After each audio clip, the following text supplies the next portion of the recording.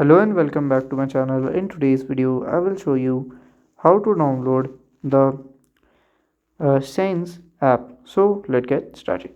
So here you have to follow this method. So here you have to go to the search button, and if you want to search you can directly search from here also. So if you don't want to search from here, you can directly use your Google Play Store also. If you are an iOS user, then you can use your Apple Store. So here I will directly search. Okay, so here I will directly search for here your Cync app. So here I have to click on here.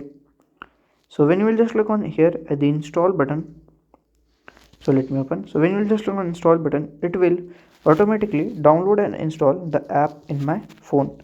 So by this way you can directly download and install the app.